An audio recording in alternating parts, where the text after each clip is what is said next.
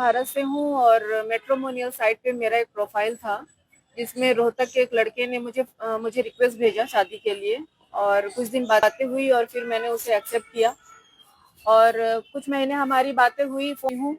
और आने के बाद में उसने मुझे ये कहा कि वो आर्य समाज से है और उनके उनके जिस भी समाज से बिलोंग करते हैं उनमें कुछ रीति रिवाज या कोई भगवान को वो पूछता नहीं है। तो उसने समुद्र के किनारे जितने सूरज चांद और जितने भी नेचर हैं उसको साक्षी मान करके उसने शादी करी और फिर हम पति पत्नी की तरह रहने लगे।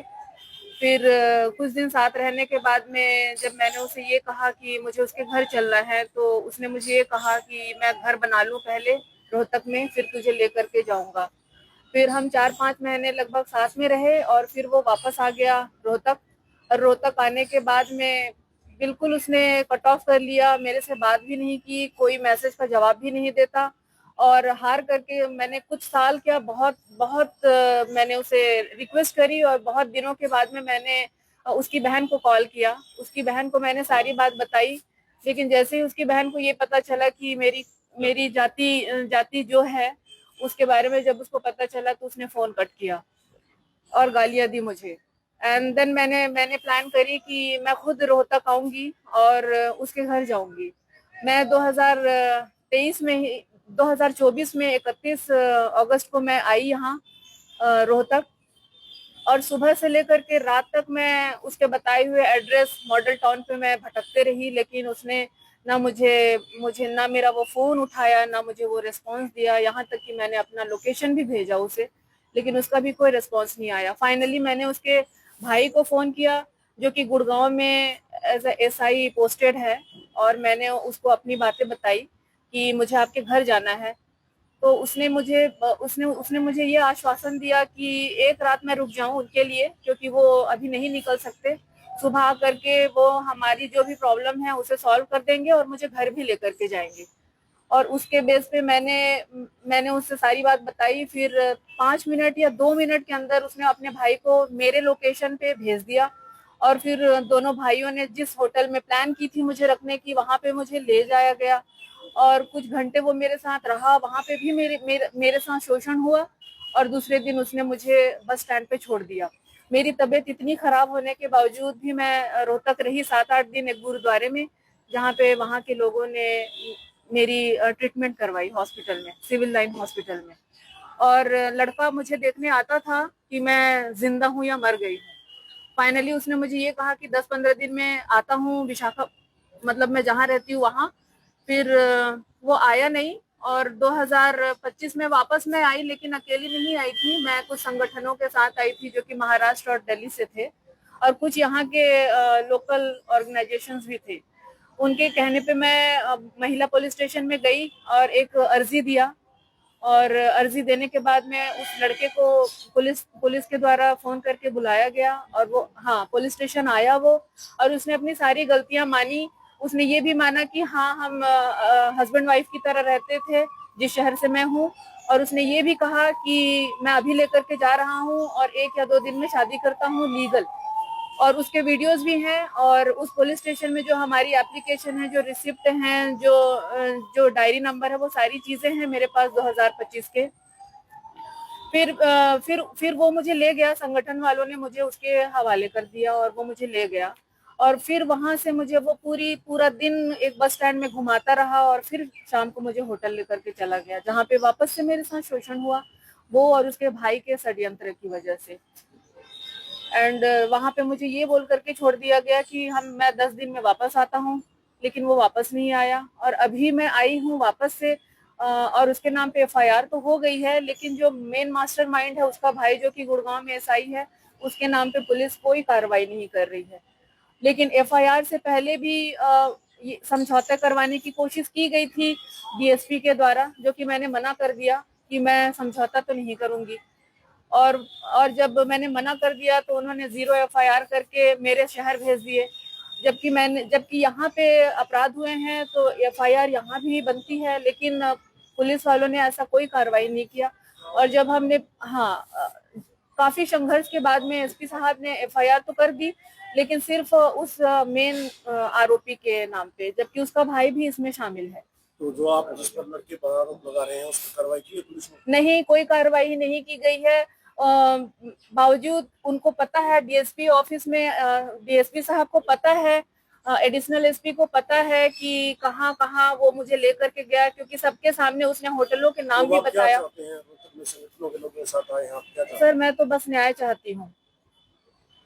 जी मैडम, आपके पास एक महिला आई है जो है, क्या मुद्दा है उसके बारे में? देखिए, ये मामला काफी सालों का है और ये महिला रोहतक में 1.5 साल से चक्कर लगा रही है। आप सभी को पता है, आपके चैनल के माध्यम से मैं बताना चाहती हूँ कि ये मामला एक ऐसी समाज की लड़की का मामला है और हम एसपी साहब के पास भी गए हैं और एप्लीकेशन जो है वो दर्ज हो चुकी है। एससी एक्ट के तहत ये मामला दर्ज हुआ है। हम महिला आयोग के पास भी गए हैं, तब भी मतलब कोई कार्रवाई नहीं हो रही है, कंप्लेंट होने के बावजूद भी। तो मैं यहाँ के अपने रोहतक के प्रशासन से निवेदन करती हूँ कि जल्द से जल्द वो इस मामले को सुलटाए, मतलब जल्द से जल्द इस मामले को सुलटाए। इससे पहले कोई जातीय रंग इस मामले को दिया जाए, उससे पहले इस मामले को सुलटा दिया जाए। अन्यथा अगर इस पर कोई जातीय रंग दिया गया तो उसका जिम्मेवार सिर्फ और सिर्फ पुलिस प्रशासन होगा। इसमें किसी भी संगठन की या किसी की कोई भी जिम्मेवारी नहीं होगी, सिर्फ और सिर्फ यहाँ के एसपी महोदय और डीएसपी महोदय की जिम्मेवारी होगी। जबकि डीएसपी महोदय की जानकारी में ये सारा मामला है कि ये मामला क्या चल रहा है, क्या नहीं है। और उसका जो जिस लड़की के साथ ये घटना हुई है, जिस लड़के ने की है, उसका भाई इस साजिश में शामिल है। वो गुड़गांव की पुलिस में है, आईएएस है और उस लड़के ने 2 बारी होटल बुक करके दिए हैं और रिकॉर्डिंग भी हमारे पास है उस लड़के के भाई के, और जितनी भी कॉल डिटेल है हमारे पास है।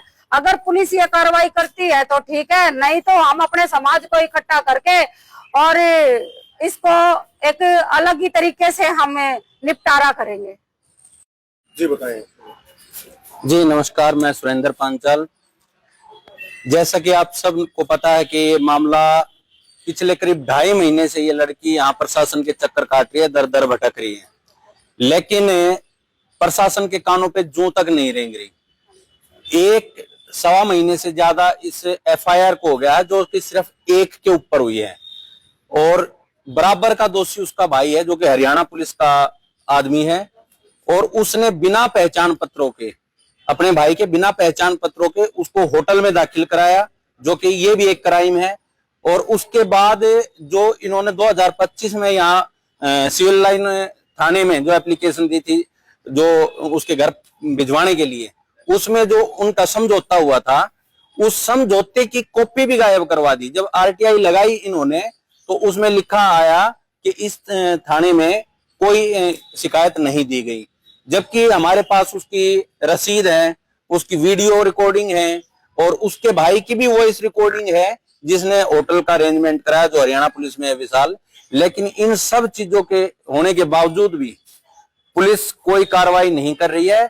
4-5 बार हम इस मामले में एसपी से मिल चुके, एडिशनल एसपी से मिल चुके और यहाँ तक कि स्थानीय मंत्री से भी मिले। बल्कि स्थानीय मंत्री का आज का जवाब था कि वो विशाखापट्टनम से है, मुझे क्या लेना देना है।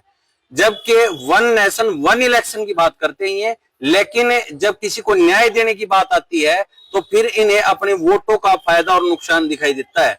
फिर इन्हें यह भी नहीं दिखाई देता कि जो लोग इसके साथ आए हुए हैं वो लोग कौन है, क्या वो इनको वोट नहीं देते। जब वो अपने समाज के लिए किसी की सपोर्ट मांगते हैं तो वो सपोर्ट नहीं दी जाती। और हरियाणा में तो आप देख रहे हैं कि पिछले 1.5-2 साल से किस तरह से जो जातिवाद का नंगा नाच हो रहा है, ये बर्दाश्त नहीं किया जाएगा।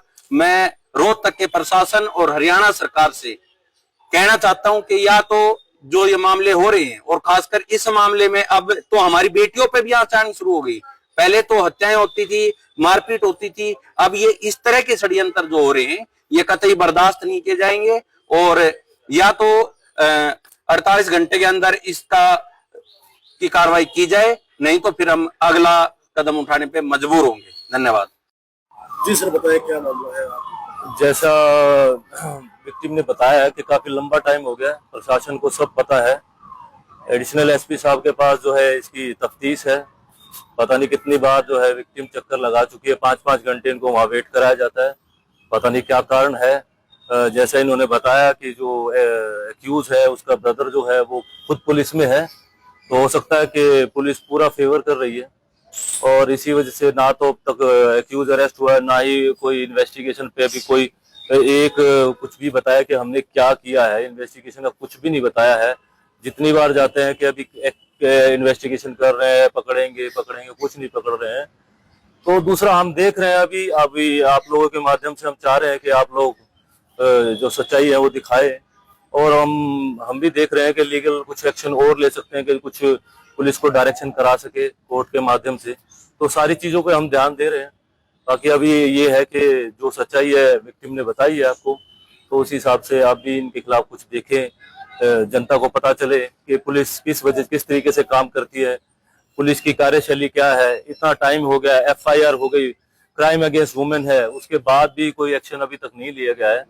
तो अभी हम देख रहे हैं कि सीएसटी में केस दर्ज हुआ है, उसके बावजूद गिरफ्तारी नहीं हुई है, ना उनको पकड़ा गया है। सबको आजकल जो बड़ी सीधी सी इंस्ट्रक्शन है इससे एट्रोसिटी एक्ट में जो भी केसेस दर्ज होते हैं सबको पता है, उसके बावजूद आप देख सकते हैं कि कितना टाइम हो गया है, अभी तक किसी को बुलाया नहीं गया। विक्टिम को इतना हरास किया जा रहा है। अब जो एक्यूज है, ना तो उसके भाई को बुलाया जाता है, ना एक्यूज को बुलाया जाता है, ठीक है। और एडिशनल एसपी साहब के पास जो है तफ्तीश है, उसके बाद कोई एक नॉर्मल कोई आयु होता तो हम सोच सकते हैं कि उनको जो है आज के टाइम में एट्रोसिटी एक्ट की क्या इंस्ट्रक्शंस है उसके बारे में ना पता हो सकता है, अनदिखता हो, लेकिन इतने बड़े हाई लेवल के ऑफिसर को तो पता ही होना चाहिए कि कितनी जल्दी इस चीज पे एक्शन लेना चाहिए।